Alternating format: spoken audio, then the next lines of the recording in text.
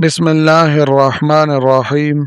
السلام علیکم ورحمت الله وبرکاته. عزتمندو دانن چې زه تاسو ته کومه وظیفه بیانوم، د دې وظیفې په برکت سره الله جل شانه د هغه خلکو غټې غټې مسلې حل کړي دي چا چې دا وظیفه او دا عمل کړی دی. لوی لوی پریشانې، لوی لوی تکلیفونه، مصیبتونه الله جل شانه د هغوی نه دفع کړي دي.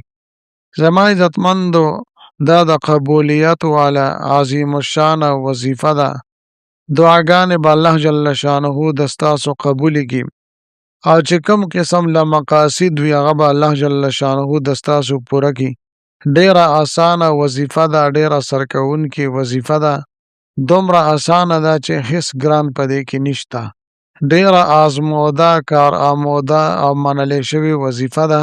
ان شاء الله تعالی د ستاسو تمام ناممکنه حاجتونه به الله جل شانه پوره کړي، ځکه چې دا قبوله شوې وظیفه ده او کامل پوخ یقین زمونږ د الله جل شانه په ذات باندې پیدا شي چې دا الله جل شانه به خامخا زمونږ او د ستاسو تمام ناممکنه حاجتونه د دې وظیفې په سبب سره پوره کوي.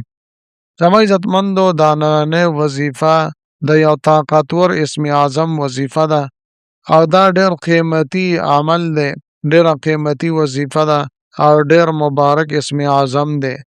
علماء کرام او بزرگان دین او دغه رنګې د حدیثو مبارکو په غټو غټو کتابونو کې دا عمل او دا وظیفه را نقل کړی شوې ده. زما عزتمندو دا حدیثو په کتابو مبارکو کې دا راځي چې یو صحابي هغه 2 رکعاته نفل وکړه او بیا ورپسې دا اسم اعظم ولوستو. دا اوس چې زه تاسو ته بیانوم چې د الله جل شانه 4 نومونه مبارکه دي. نو زما عزتمندو نبی کریم صلی الله علیه و آله وسلم د هغه صحابي دا اسم اعظم واورېدو نو ډیر زیات خوشحال شو. نبی کریم صلی الله علیه و آله وسلم قسم وخوړو چې قسم می دی زما په رب کائنات باندې چې د محمد صلی الله علیه و آله وسلم روح د هغه په قبضه کې دی چې چا هم په دې اسماء مبارکه او سره کومه دعا هم وغوښتله، چې چا هم د الله جل شانه په دې نومونو مبارکه او باندې کومه دعا هم وغوښتله الله جل شانه ورته ضرور هغه ورکوي. زما عزتمندو الله جل شانه به دې انسان ته هغه څه ورکړي چې څه دې غواړي. نو د دې نومونو په ذریعې سره د دې اسماء مبارکو په ذریعې سره چې کوم یو انسان هم د الله جل شانه نه څه دعا هم غواړي، څه حاجت طلب کوي، د کم مشکل نه د کم تکلیف نه پناهي غواړي، الله جل شانه دته پناهي ورکوي، د ده دعاګانې قبلوي او حاجتونه پوره کوي او مشکلات ختموي. نو زما عزتمندو چې کوم نومونه یعنی اسماء مبارکه چې دې ته اسم اعظم ویل کېږي په دې باندې نبی کریم صلی الله علیه و آله وسلم قسم خوړلی دی چې الله جل شانه به ضرور د دې ویونکي مدد کوي. زما عزتمندو دا د الله جل شانه د خزانو نه خزانه ده، لہذا که غواړې د الله جل شانه نه وغواړه، د الله جل شانه په خزانو کې ذره برابر هم کمې نه راځي. زما عزتمندو مونږ په غوښتلو سره ستړي شو لیکن الله جل شانه په خزانو کې ذره برابر هم کمې نشي راتلی. به هر حال زما عزتمندو چې د ستاسو کم قسم لا حاجتونه وي، ناممکنه حاجتونه وي، د غټ نه غټ حاجتونه وي، یا تاسو په قرضونو کې راګیر یې د هغې د وجې نه پریشان یئ، تاسو دا وظیفه او دا عمل وکئ، د اسم اعظم دا خاص عمل وکئ، انشاءالله تعالی د ستاسو د قرض ادا کولو دپاره به الله جل شانه غیبي اسباب مهیا کړي. یا زما عزتمندو د ستاسو د کاروبار او د روزګار مسایل وي، الله جل شانه به د ستاسو کاروبار مخ په ترقۍ روان کړي. یا د ستاسو کاروبار نشته، الله جل شانه به تاسو ته بهترین کاروبار در نصیب کړي. یا زما عزتمندو د ستاسو د رشتې مسله ده، د نکاح مسله ده، د واده مسله ده، الله جل شانه به د ستاسو دې سره هم دا مسایل ختم کړي. لوی لوی پریشانۍ به الله جل شانه د ستاسو حل کړي. به هر حال زما عزتمندو د دې وظیفې طریقه کار ډیر زیات آسان دی، ډیر په خشوع وضو سره تاسو دا عمل وکئ. زما عزتمندو اوس راځم وظیفې طرف ته. مکمل ترتیب او طریقه کار زه تاسو ته بیانوم. که چېرې زما چینل مو لا تر اوسه پورې سبسکرایب کړی نه وي نو برای مهرباني دا چینل سبسکرایب کړئ. سبسکرایب سره خوا کې د ټلۍ والا نشان دی دا تاسو کلیک کړئ او سلیکټ آل یې کړئ د دې دپاره چې د هر راتلونکي ویډیو نوټیفیکیشن تاسو ته میلاویږي. زما عزتمندو زما د حوصله افزایي دپاره ویډیو ضرور لایک کړئ.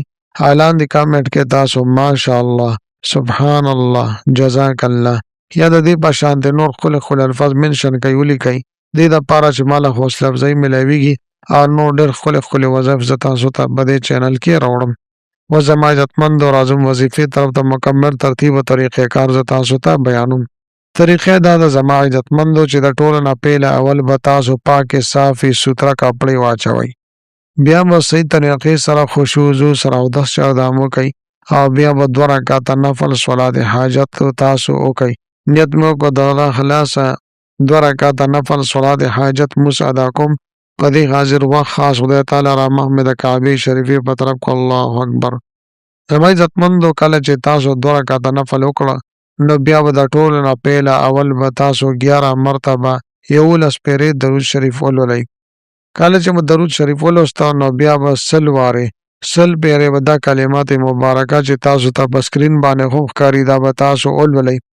دا هغه مبارک کلمات دي چې دغه صحابي لوستلي او نبی کریم صلی الله علیه وسلم په قسم خوړلی چې الله جل شانه په ذات مې د قسم وي چې څوک هم د اسماء مبارکه ولولي او بیا دعا وغواړي الله جل شانه به ضرور د هغه دعا قبلوي.